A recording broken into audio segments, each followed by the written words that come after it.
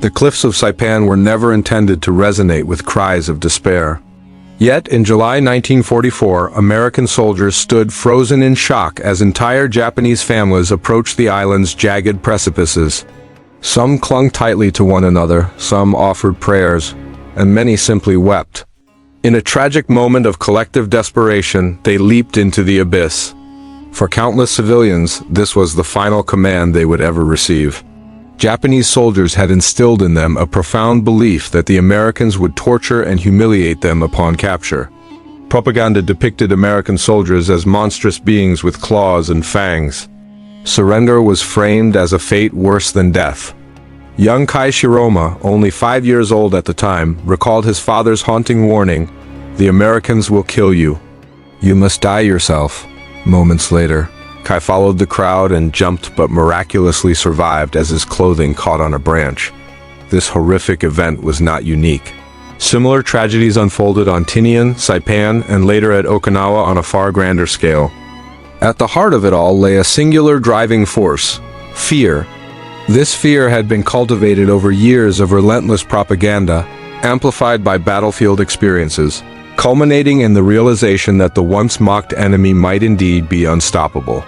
The pressing question emerges: did the Japanese genuinely fear the Americans during World War II? Long before the attack on Pearl Harbor, Japanese perceptions of Americans were largely shaped by resentment and cultural friction. The United States imposed stringent economic sanctions in response to Japan's aggressive expansion into China and French Indochina. These embargoes, particularly on oil, posed an existential threat to Japan's military operations.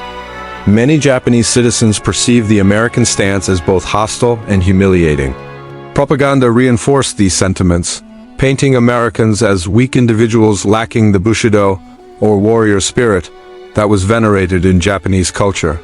To the Japanese, the West appeared decadent, lazy, and spiritually vacuous. While they acknowledged American technological prowess, they believed their collective discipline and readiness to sacrifice would ultimately eclipse America's material advantages. Before the war, many in Japan regarded Americans as inferior and unsophisticated. However, the onset of war altered this perception. Japanese units encountered American forces firsthand in battles across Guadalcanal, the Philippines, and the Solomon Islands.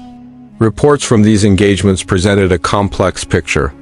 On one hand, American infantry demonstrated keen marksmanship and effective use of combined arms, often supported by overwhelming artillery fire. Yet, despite facing formidable foes, early Japanese assessments retained echoes of pre-war arrogance. Officers noted that while Americans were effective in combat, they lacked initiative, navigational skills, and were overly reliant on firepower. Japanese reports described American supply depots as extravagant, reinforcing the belief that they were soft and spoiled. At this juncture, Japanese soldiers recognized that their enemy was capable, but still perceived them as inferior in spirit. This perception would soon shift. By late 1943, the situation began to change drastically. American forces, despite sustaining heavy casualties, continued their relentless advance.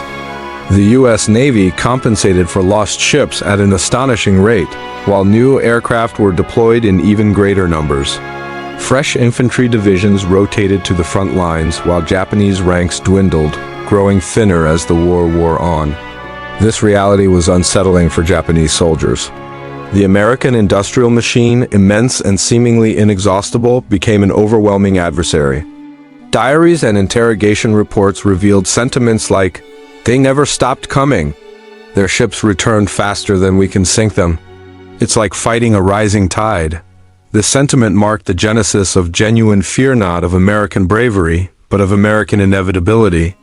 As the Pacific conflict intensified, one group quickly became emblematic of American tenacity: the United States Marine Corps. From Guadalcanal onward, Marines earned a fierce reputation as relentless assault troops. Japanese propaganda exacerbated this image, portraying Marines as barbaric, sadistic criminals, sometimes rumored to be released from prisons.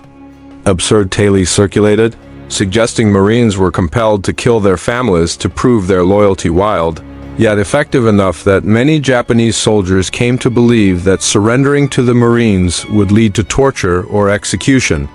This perception permeated the civilian population, paving the way for the mass suicides that would horrify American soldiers in 1944 and 1945. By the time American forces arrived at Saipan, fear among the Japanese population had reached its zenith.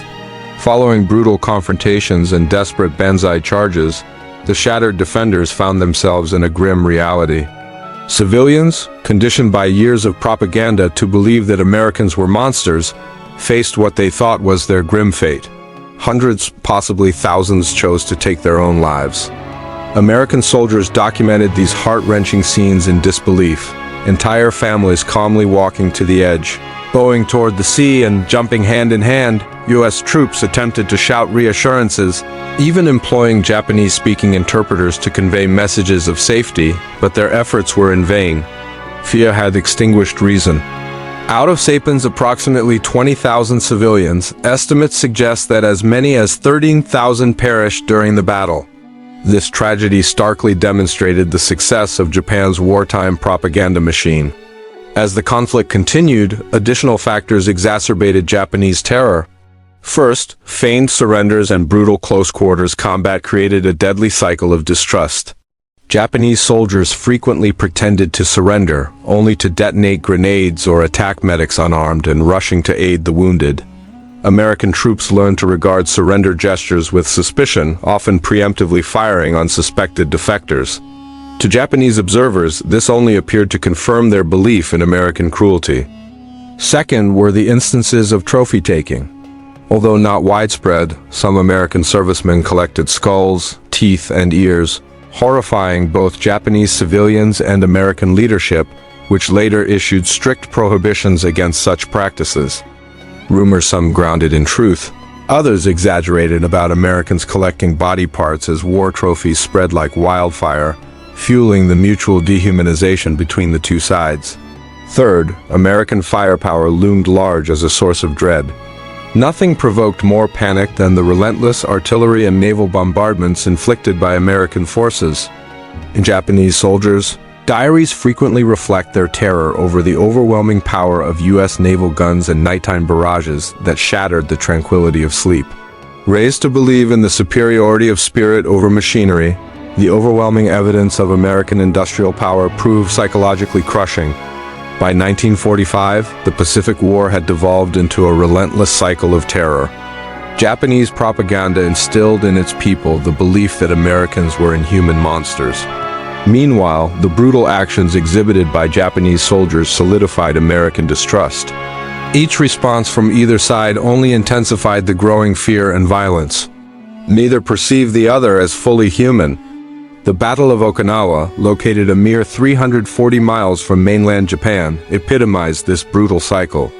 Approximately 150,000 civilians lost their lives, many caught in the crossfire, with countless others forced into labor or coerced into suicide rather than surrender. As U.S. planners assessed Okinawa's staggering casualty figures, they concluded that an invasion of Japan could result in millions of deaths both among Allied forces and Japanese civilians. The Japanese government escalated desperate propaganda efforts, calling on civilians to resist until death and warning them of the horrific fates awaiting anyone who surrendered. By this point, fear had fully consumed the home islands. However, when American forces eventually occupied Japan after its surrender, many civilians were taken aback by the professionalism and restraint exhibited by their occupiers. This demonstrated the extent to which wartime propaganda had produced a distorted perception of the enemy. So, did the Japanese truly fear the Americans? The answer is undoubtedly complex.